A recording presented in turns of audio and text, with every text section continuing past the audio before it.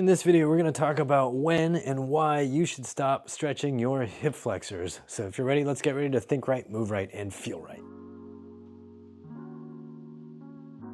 First, let's be clear about the muscles. The big ones we're talking about as hip flexors are going to be the psoas and the iliacus, which are in here. They're going to be attaching to the high part of your thigh and then into the bowl of your pelvis and also to the front of your lower spine. Also, you have rectus femoris, you have your quadriceps muscles that attach on your thigh right here to the front of your pelvis. Those are also hip flexors, but they're often not considered hip flexors, even though they do actually flex the hip. The most common hip flexor stretch people see is down on one knee, and then you're tucking your tailbone, and then you're bringing your hips forward, sliding forward and stretching open the front of the hip. That's gonna get some of the rectus femoris, but it is gonna get the psoas and the iliacus pretty good. The reason you stretch these muscles is because you're a modern chair dweller, and these muscles get really stiff. They get stuck in this shortened position because you're never really going into an extended position. Even if you lean back in your chair, you're still in a little bit of hip flexion. So doing this stretch can help take you from hip flexion to hip extension so that this whole angle opens up. But for some people, this is just not a good idea. Let's find out if you're some people. If you're stretching your hip flexors all the time, it's probably because they feel tight or stiff in some way. And for many people, it's a good idea to be stretching these because they're constantly shortened. And if you're an athlete and you're constantly doing things like sprinting or running or whatever, and you're feeling like, ooh, man, these are just getting so stiff, and it's hard to stand up straight, then stretching your hip flexors is probably a great idea.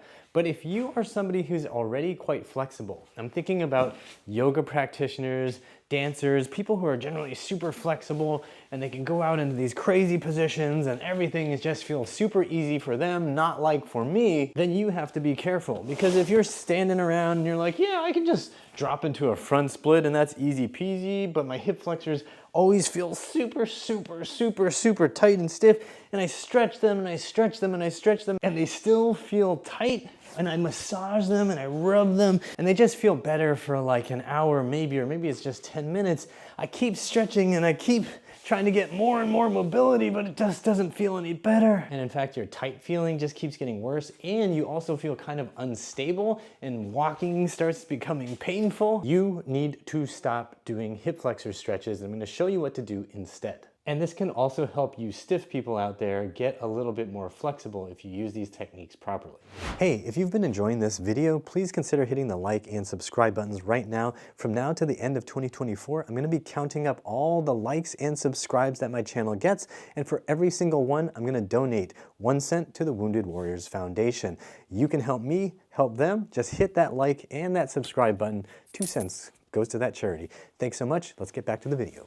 Before we jump into the exercises, I want you to understand that muscles that are being underused, that are getting weaker and weaker, can feel tight, and they do feel tight. They start to gnaw at you and tell you that they want attention because they are atrophying, and atrophy aches. So if you already have good range of motion in your hip flexors and they still feel tight, then they are weak, and we need to strengthen your hip flexors in safe, gradual way. And again, if you have tight hip flexors, strengthening these muscles can also help, because building strength at length is going to help you hold on to your flexibility gains. So to build strength in your hip flexors in a lengthened position, lie down on a bench or couch or whatever, have your leg out straight with the knee straight, not bent, and then you're just going to get to the lowest position you can. If you're a really flexible person, it's going to be pretty low, probably lower than me. And then you're going to just come up a few degrees. We're talking like 5 to 15 degrees, so that you can feel activity in the muscles, and then back down. You're going to go up just to where you feel like, oh yeah, I can feel them working. Hold it, and then back down. Work on the end range in particular so that you're building strength in that end range. And also, I want you to explore through a greater range and then just kind of do pulses or longer holds in any angle that feels pretty weak or unstable. How will you know if it's weak or unstable? Well, you're gonna go and you might feel like, ooh, it's quivering, or it might start to hurt a little bit, or you might feel like you get somewhere and it just like wants to drop out of that position. Any of those signs mean your muscles are weak in that specific angle. So when you're messing with all this, your hip flexors are having to hold the weight of your leg in that position. And there's gonna be some angle where it's like, oh, those muscles don't know how to be strong at that length, and then they kind of quiver, shake, drop, or even go, ah, and just hurt a little bit. So figure out whatever height that is and make sure your low back doesn't arch while you're trying to do this. So you can hug this knee in towards your chest or like this.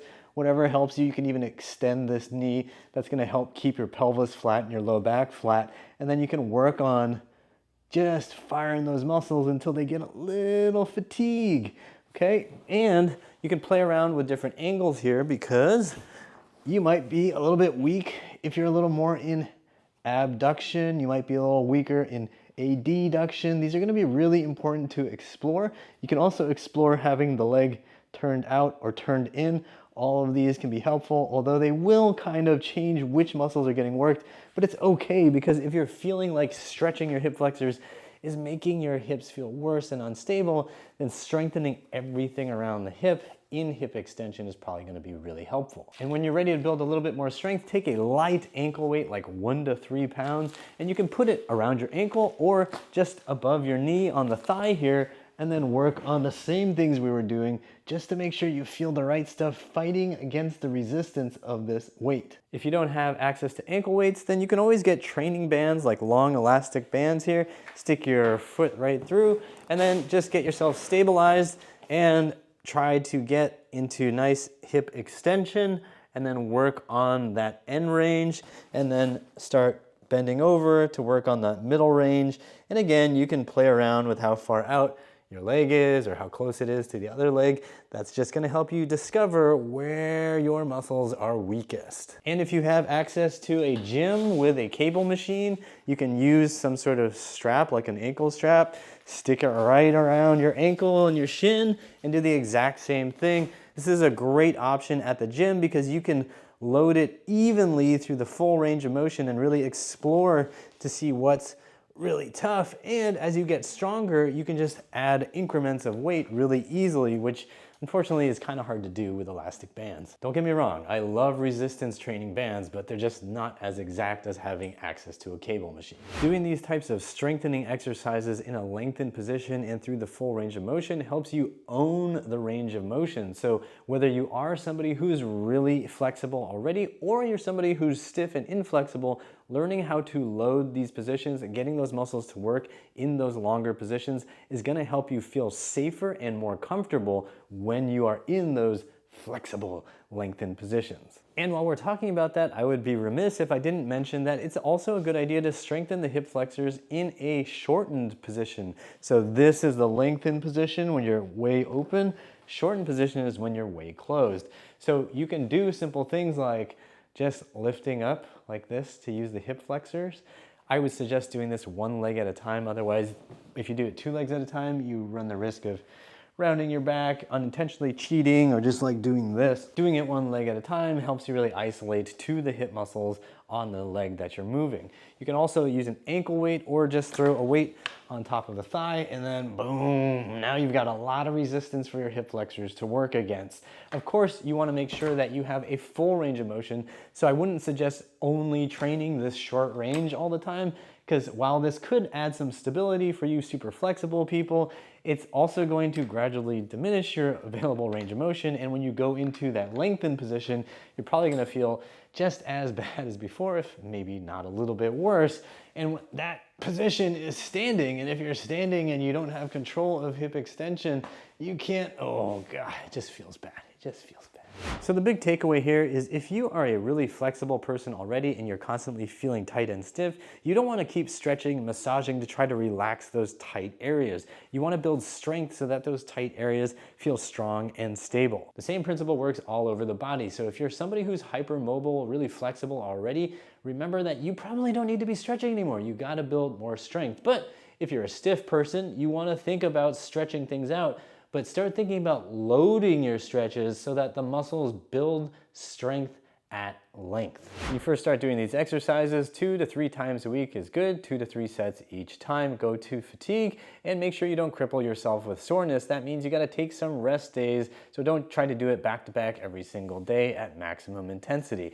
Make sure that you take it slow, because slow is safe and fast is foolish. Also, don't get blinders on and think your whole life is all about your hip flexors. You want to train all the muscles around your hips. I got more videos that I'll link to in the description box that'll help you with that. And I also invite you to check out the Healthy Hips program at uprighthealth.com/DIY. It is a very comprehensive hip training program that'll help you rebuild your hips at home. Go check it out, uprighthealth.com/DIY. I also want to say a big thanks to these people right here for their financial support of my channel. If you like this video and you want to support me too, hit the like button, it's free. Subscribe, it's free. And then if you want to donate, you can go to uprighthealth.com/donate for all the simple, easy options. I really appreciate it. It means I don't have to put in 1 minute long ads for supplements or clothes or shoes or whatever. So please, if you've got a little extra change, you want to support great content like this, go to uprighthealth.com/donate. Now, I've got more free videos to help you with your body right here. And as always, I hope you remember that pain sucks, life shouldn't.